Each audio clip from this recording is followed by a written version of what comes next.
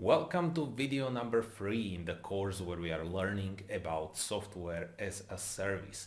And in this video we are going to discuss software as a service companies failing. Yes, you have read the headline of this video correctly.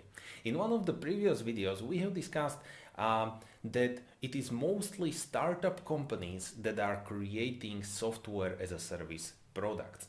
Now, trust me when I say that if we examine these startup companies in a sense of why they fail, we will learn something more about the software as a service field in general.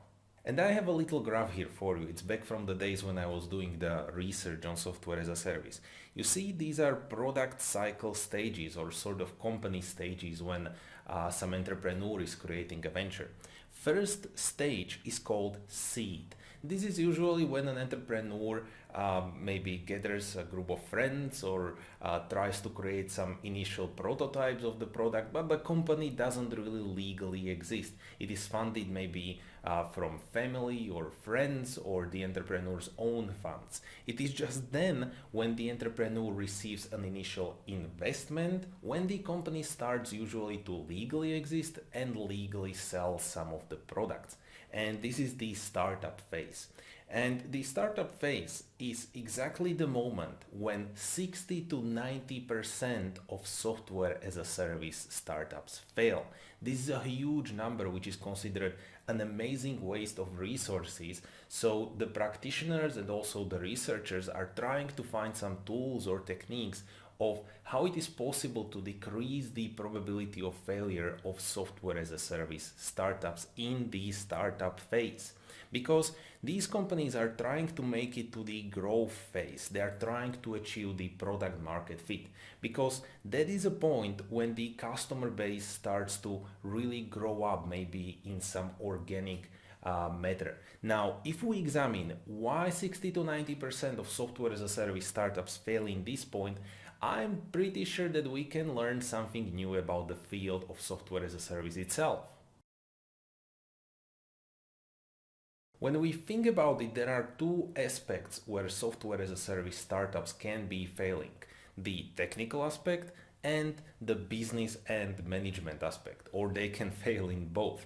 But let's examine this. What is the technical aspect of creating a software as a service product? Well, this is essentially about barriers to entry.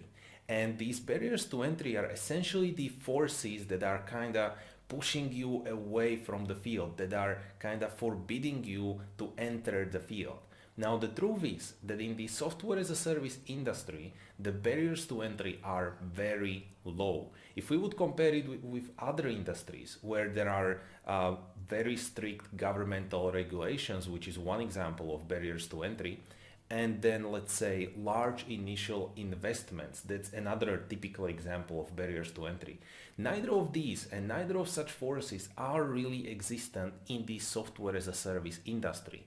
So it is rather technically simple to create the software as a service product and kind of put it to the market so the customers can reach for it. So as we see, the technical aspect can be considered the simpler one.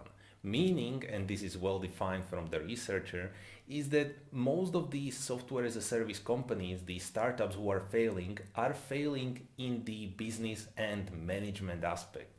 And this is also one of the reasons why this course exists. We are teaching you about the business aspect of software as a service companies. So let's take a look at some of the issues that are stemmed in business development of the software as a service startup. First of all, these startups are having a clear problem with credibility. You know, if you think about it, usually it is the way that the software as a service startup is going to try to penetrate a market where there are already some IT vendors who are maybe operating on the custom-made software basis. And you as a startup will try to bring this operational and functional breakthrough. And even though you succeed and your product is great, well, this product doesn't have any credibility. You don't really have references of your previous customers who would be happy with your product. So your potential new customers will not really believe in these high qualities of your product.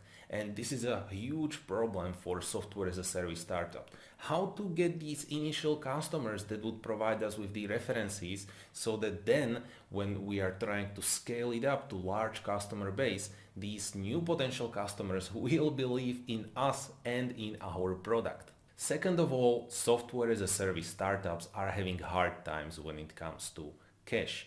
As we have already discussed and as we will in the upcoming videos, the pricing models and the revenue models of software as a service companies are very specific.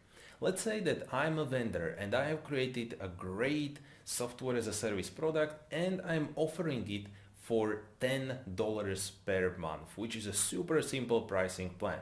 Now let's say that I'm successful and I have persuaded 100 customers to purchase my product. These 100 customers are going to pay me $10 per month. So 100 times $10, this is going to result in $1,000 revenue per month. And now if you imagine these two numbers and think about it, you have persuaded such a huge amount of customers, 100, which is a lot for software as a service startup, but yet you are receiving such a small revenue every month from which you cannot finance yourself. Your expenses are going to be much higher than $1,000 per month. And this is why the software as a service startups are relying so much on the support of the investors in the early stages of development. So cash flow is really not easy when it comes to software as a service startup. Third of all, the problem can often be that the software as a service product is so novel and so innovative that it is going to enter non-existent market. So it's going to solve a problem that no one else has tried to solve before. And this is a very big difference compared to companies and cases that we have discussed before. So for instance, the Salesforce was entering already existing market, which was the sales automation software. Because when Salesforce was starting, there has already been IT vendors who have been making custom-made software. And what Salesforce did is that they have made this operational and functional breakthrough so that they have penetrated the market. But now we should discuss companies that are a different case from this. They are trying to create the market themselves because it is non-existent. On one hand, this has a clear benefit, and that is that you don't have to care that much about competitors. But on the other hand, there is a big disadvantage. If the market is non-existent, the company will have to create it, which costs a lot of time and resources, because you will have to educate your customers about what is it that you are doing, what is it that your product is trying to achieve, what is the problem that you are trying to solve. And this is going to be very costly for software as a service company to create and educate the market so that their product can be sold here. Fourthly, SaaS startups need to automate their processes. What does that mean? Well, as we have discussed, the SaaS industry is about scalability. You as a vendor are trying to scale up your customer base because you are offering your product for so little price that otherwise you wouldn't be able to finance yourself and you wouldn't be able to stay competitive.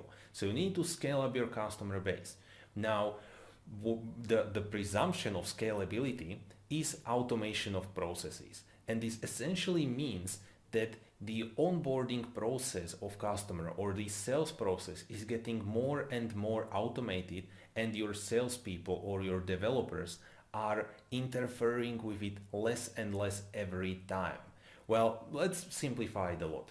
You are trying to get your first customer, and let's say that you are writing him an email, and it's going to be very expensive and very costly from the time perspective because you need to type that email manually.